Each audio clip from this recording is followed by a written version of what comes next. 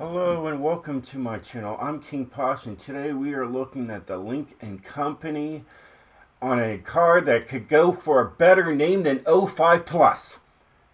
Here's my share code. Got it? Great.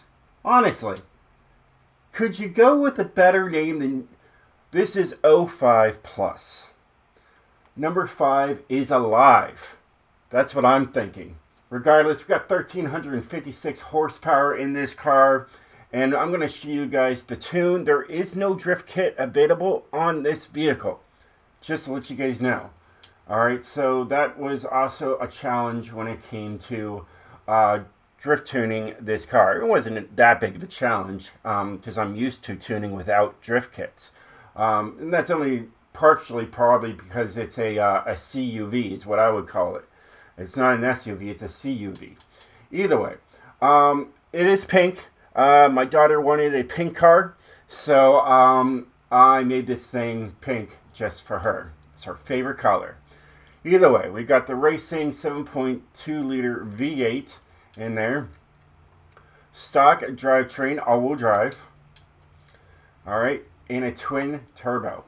At least this has an engine, unlike the other two cars that I just did videos on. They were both EVs. Though the Wuling was an absolute beast. I love that little thing. But yeah, so nothing here. Alright. And I decided to leave the rear wing on there. I figured a lot of people would be like, Posh should just left the rear spoiler wing on there. And I did. I did on here. It looks good on there and decided to keep it. Alright, it's got a stock tire compound, stock width in the front, stock width in the rear. As you can tell, I was messing with things, that's why you see owned. Alright, got the TC105 ends, they're carbon fiber rims. You got 20-inch rims in the front and 20-inch rims in the rear. You got a stock track width in the front and maxed out in the rear. It all works out together. Alright, you got a race clutch and you got a 6-speed transmission. Race driveline, which is carbon fiber, and a drift differential that's probably not carbon fiber. Alright, you got race brakes on here. They do look kind of like gritty for being race brakes. Those look pretty nice. Alright, I could have went with those. Alright, and those are just, oh my goodness. Look how deeply scored those are. Oh my goodness. It's crazy. So, we'll just go with those because, well, they are, the best and the lightest. You got race springs and dampeners. Like I said, there is no drift kit that you can put on this vehicle. Alright, so I decided to go with race. It's the lowest. It works. You got anti-roll bars race in the front and in the rear. Alright, no roll cage. And it's as light as possible. We're saving 792 US pounds. And of course, this stuff is race. And then I don't remember the flywheel. So let's look. Stock flywheel. Okay, stock flywheel. Alright, and then everything else is race and has the anti-lag going on there.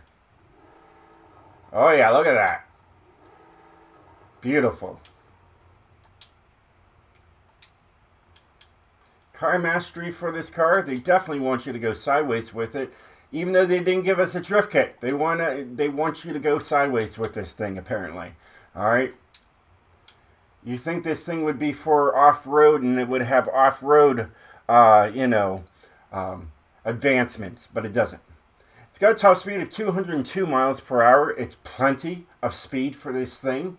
Alright, so we got 55 to maximize the drift. Alright, as you can tell, they don't go all the way to the end of 308 miles per hour. You don't need it. You really don't.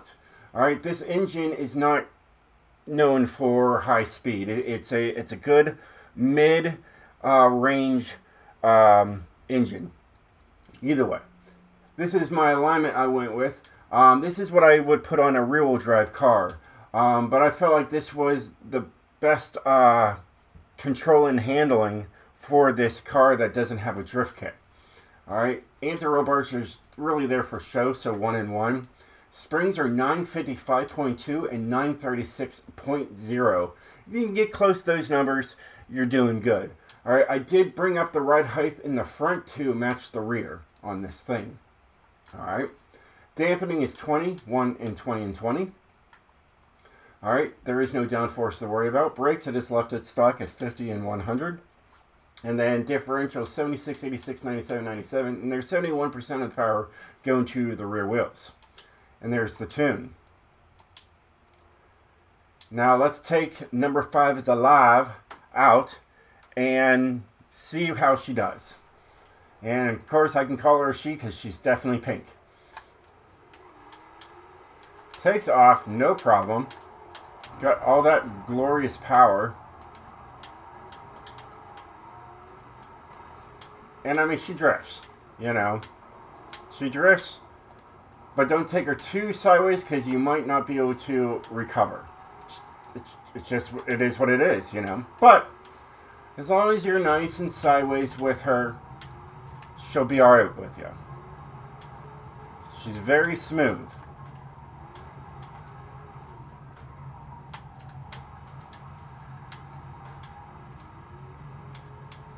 So, nice little test drive to show you guys. Yeah, she drifts. And she drifts well. Let's get her really sideways. Oh, you know, she does alright. There's really sideways. Not too bad. You find the angle that works for you, and you run it.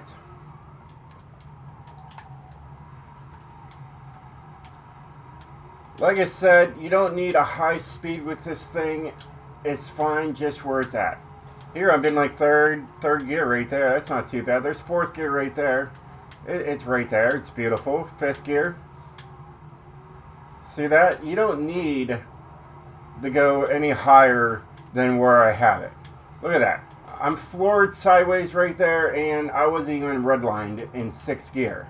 So you don't need a lot of speed out of this car to get it to go sideways. So I didn't see the fit needed to make it any faster than it is, and it works just fine. So you know, that's just how it is.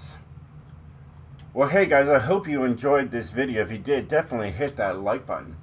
And yeah, I'll catch you guys next time. Pretty. Anyways, stay sideways, my friends.